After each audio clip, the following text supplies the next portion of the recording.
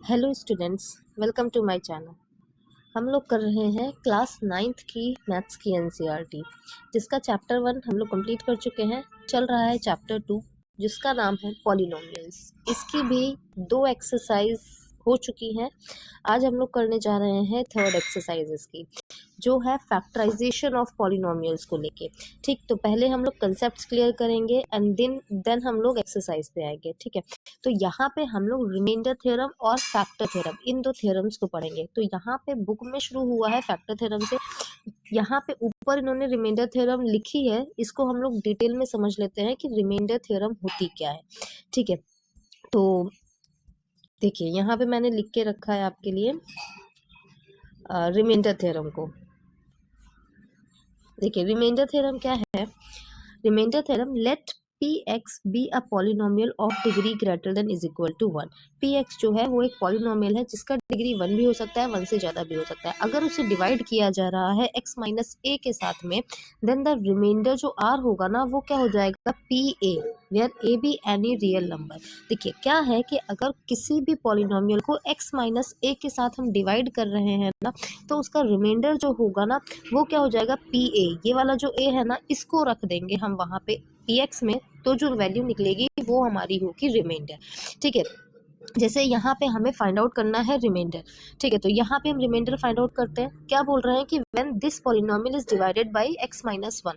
तो ये x minus ए type का है ना, x माइनस 1, ये x माइनस ए टाइप का है। तो यहाँ से अगर हम इसको x की वैल्यू निकालनी है तो इसको इज इक्वल टू 0 करेंगे, x इज इक्वल टू क्या आ जाएगा, 1। ठीक है, अब ये जो x इज इक्वल टू 1 आया है ना, ये 1 क्या है, ये a है जो x माइनस ए में था। ठीक है, अब इसको हम रखेंगे इस पॉलिनोमियल में। ठीक है, तो मतलब हमने मान लिया कि ये जो हमारा पॉलिनोमियल है ये px है। क्या है polynomial, 3x² minus 2x² plus x minus 7। ये हमारे पास पॉलिनोमियल दिया है, इसको डिवाइड किया गया है। अब इसमें क्या करें, x की वैल्यू हम 1 रखते। ठीक है, क्योंकि यहाँ पे x minus 1 is equal to 0 किया हमने। ठीक, तो यहाँ पे रखते हैं, ये हो गया 3 इंटू 1 का स्क्वायर माइनस 2 इंटू 1 का 1 सेकेंड। हाँ, एक चीज़ गलत हो गई है। क्या, यहाँ पे क्यूब है, यहाँ पर ना क्यूब है क्वेश्चन में। ठीक है, 3x to the power 3 minus 2, फिर 1 to the power 2, 1 square plus 1 minus का 7। ये क्या हो जाएगा, ये हो जाएगा 3, ये हो जाएगा माइनस का 2। इसको सॉल्व करेंगे तो माइनस का 6 आ जाएगा। ठीक है, इसको सॉल्व करना तो आता होगा। फिर इसको सॉल्व किया तो ये क्या आ गया, ये आ गया 1 माइनस 6, तो ये हो गया माइनस का 5। तो ये जो माइनस 5 निकला है ना, ये क्या निकला है, हमारा रिमाइंडर।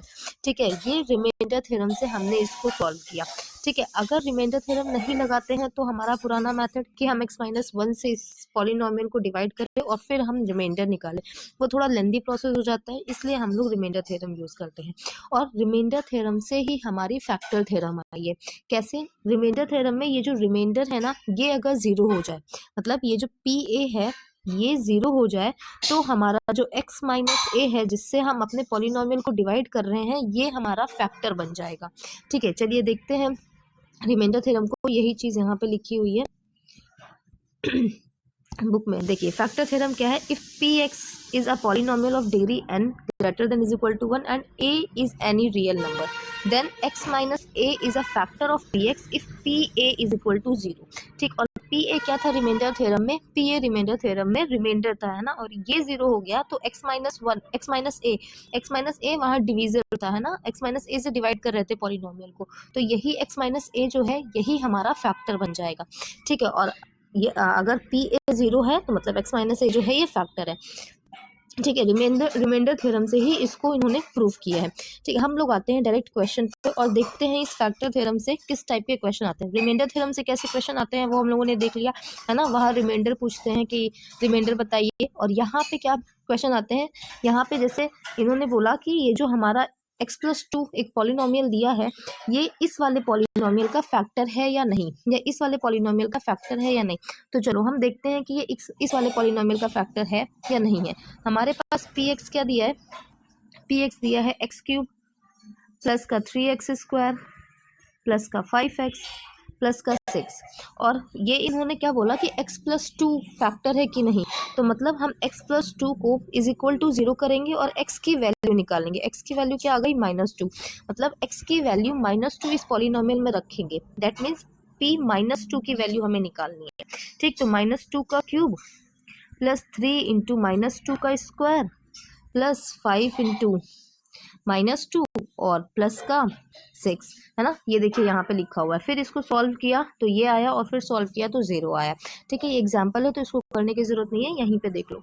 ठीक है, तो ये क्या आ गया, ये 0 आ गया, मतलब x+2 जो है ना वो इस वाले पॉलिनोमियल का एक फैक्टर है।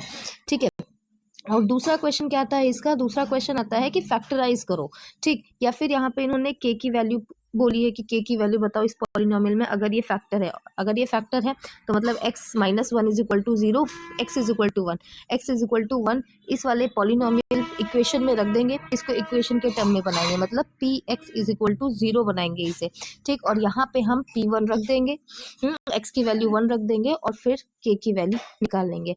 अगला क्वेश्चन क्या आता है, अगला क्वेश्चन आता है कि जो हमारे पास पॉलिनोमियल है, चाहे वो क्वाड्रेटिक हो या फिर क्यूबिक हो, उसे फैक्टर करो, उसको फैक्टराइज करो, है ना। जैसे यहाँ पे इन्होंने एक क्वेश्चन दिया है कि इसको फैक्टराइज करो, तो एक क्वेश्चन हम लोग यहाँ पे फैक्टराइज करने के 2 मेथड्स हैं, एक है स्प्लिटिंग मेथड, है ना, और दूसरा है हमारे पास फैक्टर मेथड। ठीक है, तो पहले हम देखेंगे स्प्लिटिंग मेथड और फिर आएंगे फैक्टर मेथड पे। ठीक है, तो एक पॉलिनोमियल लिख लेते हैं हम लोग अपने पास, पहले क्वाड्रेटिक देखेंगे और फिर आएंगे किस पे, क्यूबिक पे। ठीक, चलिए ये वाला पॉलिनोमियल लेते हैं, y² - 5y + 6।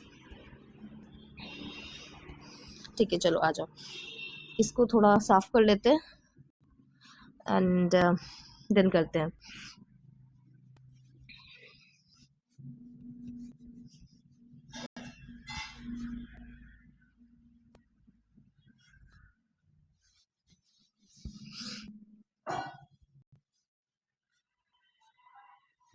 चलो, क्वेश्चन क्या है हमारे पास, क्वेश्चन है कि जो इक्वेशन क्या थी, 1 सेकेंड, इक्वेशन एक बार फिर से देख लेते हैं। y² - 5y + 6,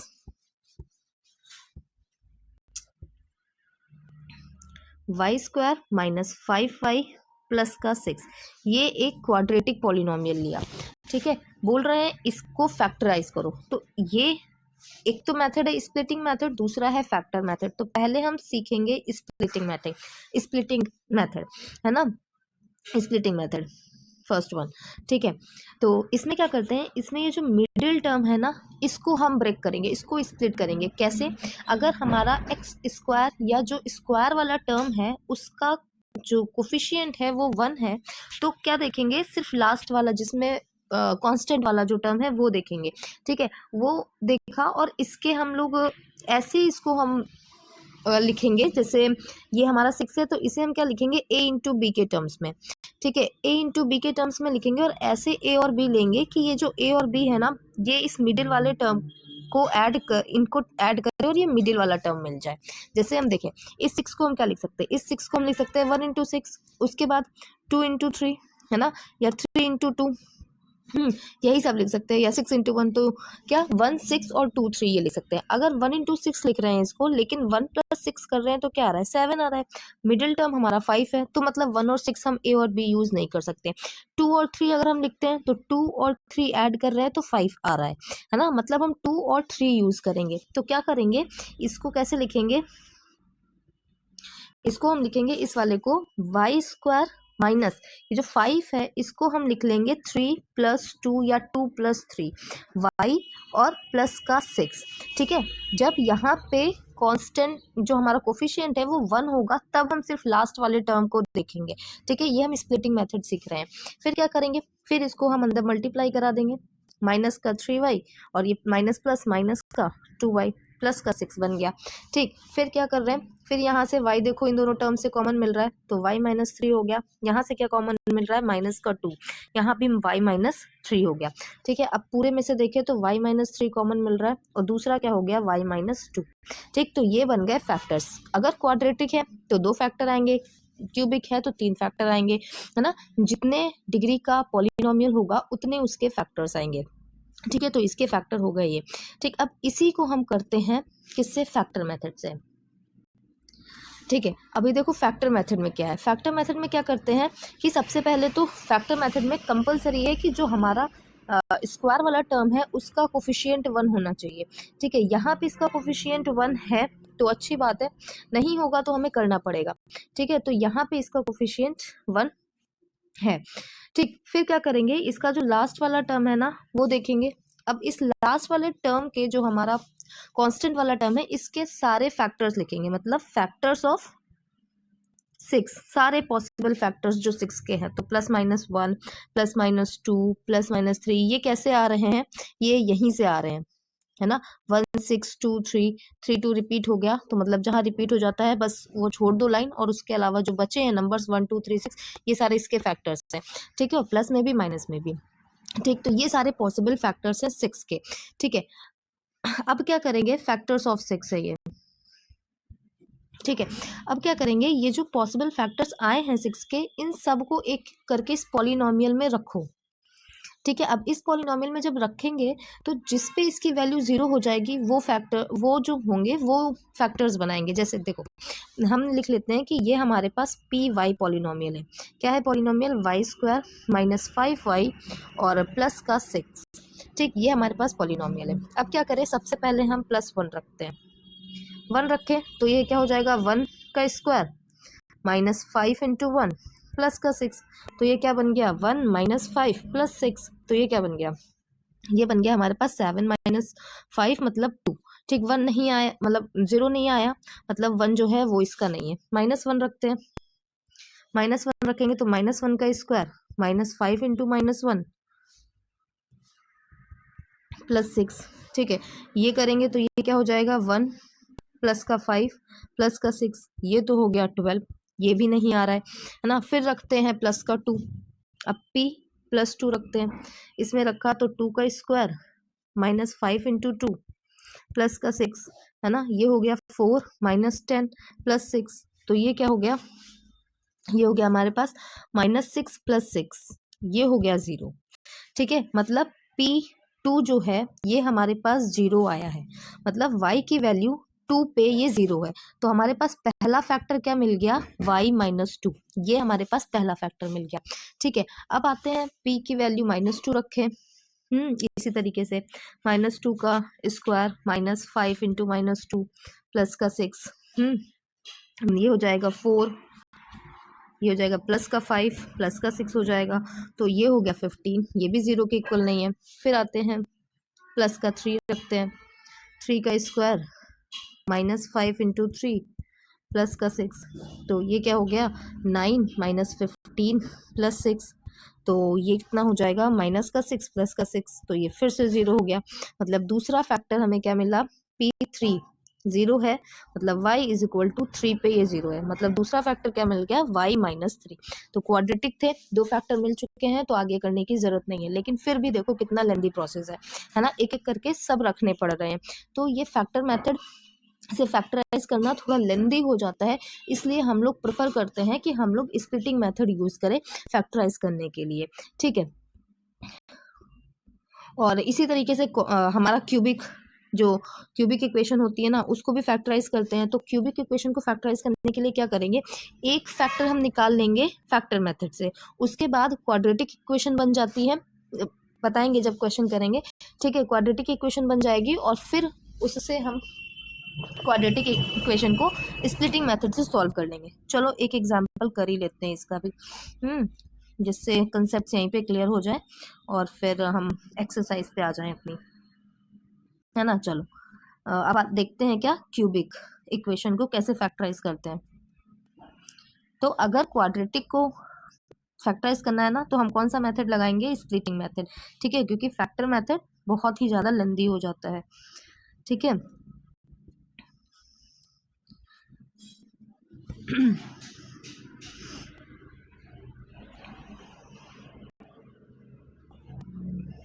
one second, clean कर लो पेज।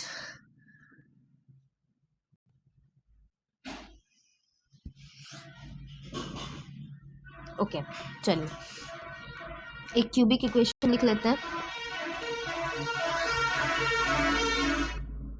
क्यूबिक इक्वेशन कोई सी भी एक ले लेते हैं, एग्जाम्पल वाली ले लेते हैं, जिसमें क्या है x cube minus 23x square,